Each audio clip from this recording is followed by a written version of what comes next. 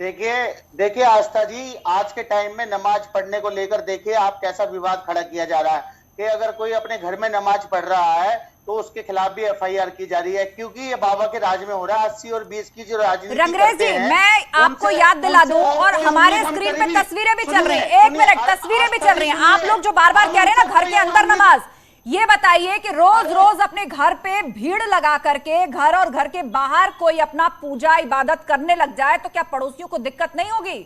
पड़ोसियों ने शिकायत की, अच्छा मेरी बात कानून सुनिए। अपना काम ये करेगा। जो अब इसमें राजनीति कहां से आ गई, मेरा ये सवाल है। शोभा यात्रा निकाली जाती है और एक क्या रोज रोज शोभा यात्रा निकलती है?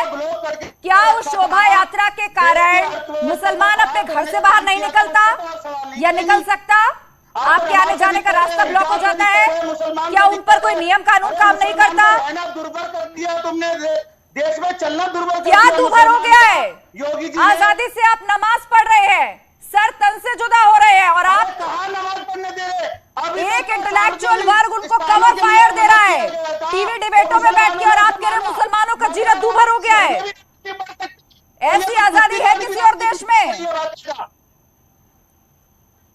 क्या कह रहे हैं आप रंगरेज जी?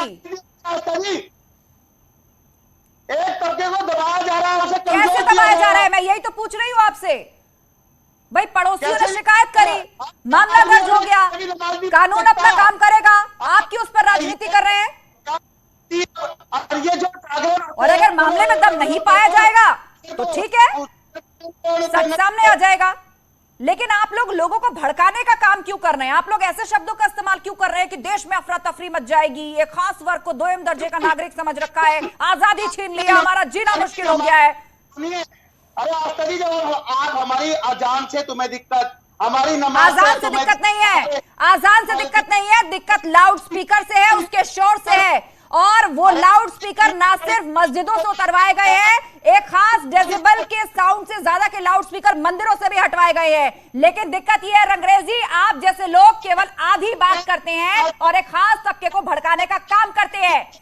किन सियासी पार्टियों को आप सपोर्ट कर रहे हैं बताइए, इस तरह के बयान देकर एक कौम को भड़काकर? मैं कह रहा हूं जिन्हें मुसलमान के हिजाब से, नमाज से, अजान से दिक्कत है, उन्हें पाकिस्तान भेज दिया जाए। वो इस देश के नागरिक नहीं है, इस देश सेकुलर है, यहाँ पे सब धर्म के और सब जाति के धर्म के लोग रहते हैं। देश के नागरिक है तो देश के कानून के मुताबिक ही चलेंगे ना, चाहे वो कोई भी हो। लेकिन परेशानी ये है कि आपको अपनी ही तरह का कानून चाहिए। आप बताइए कि कौन सी कानून की कौन सी किताब में लिखा है कि आप अपने घर पे नमाज नहीं पढ़ सकते? बताइए आस्था जी, मैं ये सवाल आपसे पूछता हूं। और मैं आपको बार बार बता रही हूं, सारे पैनलिस्ट को बार बार बताती रही हूं कि यहां पड़ोसियों को नमाज से दिक्कत नहीं है, लेकिन रोजाना भीड़ इकट्ठा करके वहां पर जिस तरह से इबादत की जा रही है, आने जाने का रास्ता ब्लॉक किया जा रहा है। तस्वीरें दिख रही है आपको रंगरेज जी? मैं चाहूंगी कि एक बार आप डिबेट खोल के जरा तस्वीरें देखिए स्क्रीन पर। किसी के घर के सामने सड़क को घेर करके इबादत की जाए और आप उसे जस्टिफाई कर रहे हैं, आप उसे उसका रंग दे रहे हैं कि नमाज का विरोध हो रहा है। क्यों राजेश चौधरी जी?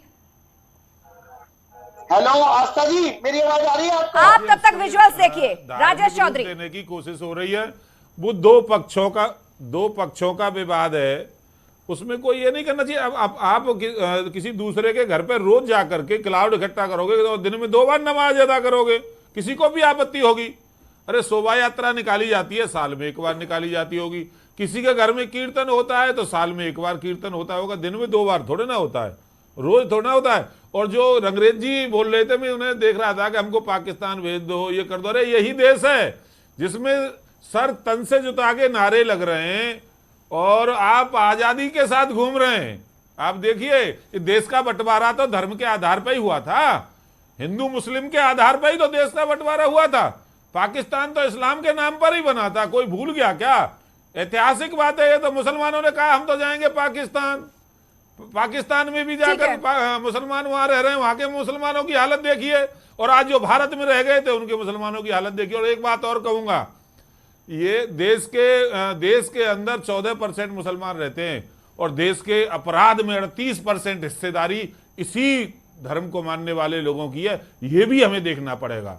कौन शांति से रहना चाहता है, कौन कानून का पालन करना चाहता है, कौन कानून को तोड़ करके देश को बर्बाद करना चाहता है, इस पे भी हमें बहस करनी होगी। ठीक है, ये लोग करेंगे। अरे पड़ोसी ने जवाब शिकायत अनुराग की है तो भदौरिया कार्रवाई देंगे। हो रही है। राजेश चौधरी जी, जो आपकी विधि बात आ सम्मत गई। होगा वो कार्रवाई ठीक है, होगी। जो विधिवत होगा, जो कानून के दायरे में आएगा वो कार्रवाई होगी। अनुराग भदौरिया जी ये बताइए कि देखिए नहीं, नमाज का ये जो वीडियो इन्होंने सामने आया है, ये जो वीडियो सामने आया है, सामूहिक नमाज पर एफआईआर साजिश कैसे है, और ओवैसी और एसटी हसन ये समझा रहे हैं, ये भड़का रहे हैं कि ये धमका रहे हैं?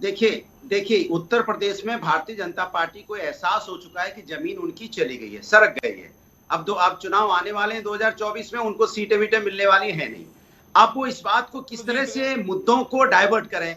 अब संभल में एक बच्ची के साथ अन्याय हुआ, वो न्याय मांगने गई, 2022 का विधानसभा से मिली, एसपी से मिली, न्याय नहीं मिला, 2019 जीत गए, सुसाइड करना, 2017 जीत गए, 2014 जीत गए, फिर भी आप कह रहे हो कि हमारी जमीन खिसक रही है। भाई बड़ा हास्यास्पद है। क्योंकि माहौल अनुराग भाई जरा सोच के बोला करिए। करने की तरफ ले जाना है, क्योंकि नफरत में राजनीति चलती रहेगी तो बीजेपी की रोटी सिकती रहेगी। बीजेपी अपनी रोटी सेकना चाहती है, अनुराग जी करना चाहती है। यहाँ पर सवाल तो ये है, देखिए मुझे न्याय की बात करती है, आप दोनों झगड़ा करें उससे पहले सवाल सुन लीजिए। नहीं, मैं ये बिल्कुल नहीं चाहती कि आप दोनों आपस में झगड़ा करें।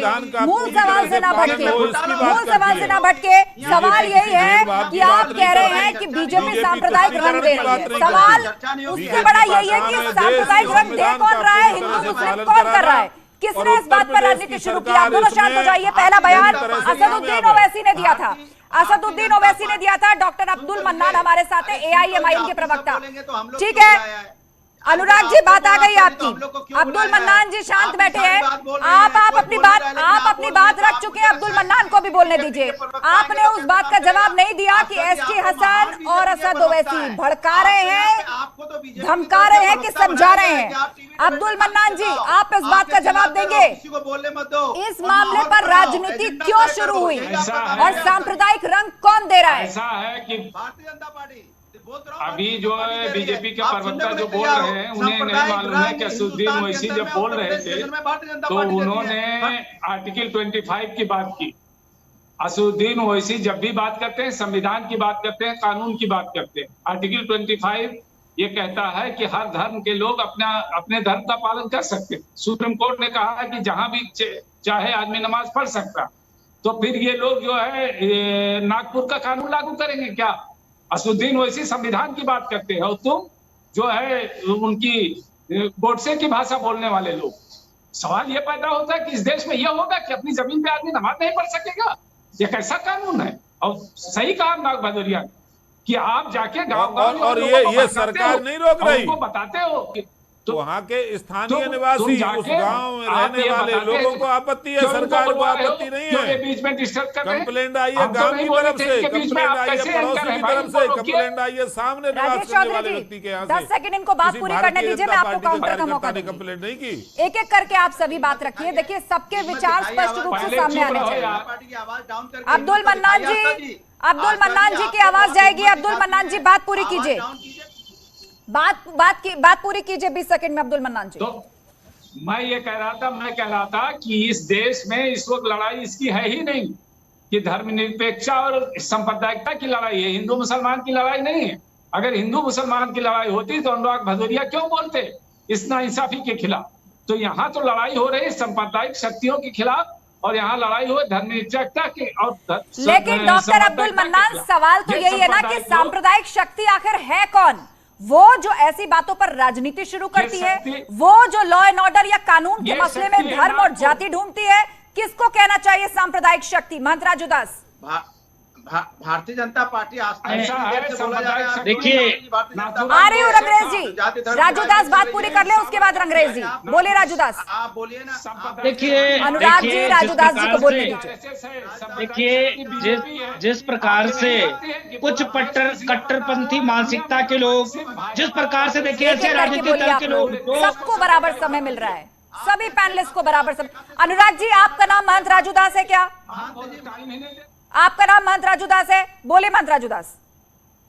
देखिए देख रहे हैं ना, इतने ये लोग मानसिकता खराब इनकी हो गई है कि टीवी चैनल पर भी किसी को बोलने नहीं दे सकते हैं। तो आप समझ सकते हो कि वहां पर हिंदू ने आपत्ति क्यों किया होगा? इसलिए किया होगा कि आप देखिए, हम तो इनको गले लगाते हैं, ये तो धर्म की बात करते हैं, धर्म के नाम पर देश की बंटवारा कराने की हर बार बात करते हैं, बताते हैं अरे आप ऐसी बात कर दोगे तो देश में बवाल हो जाएगा, देश में दंगे हो जाएंगे, हम दोबारा दूसरी मुल्क की बात करना शुरू कर देंगे। गजब बात करते हो। यह देश संविधान से चलेगा, उत्तर प्रदेश में कानून का राज चलता है। अगर पड़ोसी ने आपत्ति किया, प्रशासन ने संज्ञान में लिया, अगर उनके खिलाफ एफआईआर दर्ज किया तो आप बता दिए कि तो बाबा की सरकार है, ये बाबा नरक कर दिया है, बाबा ने तो उत्तर प्रदेश में किसी को रहने नहीं देना चाहते। अरे उत्तर प्रदेश है, इसके पहले क्या स्थिति थी प्रदेश की?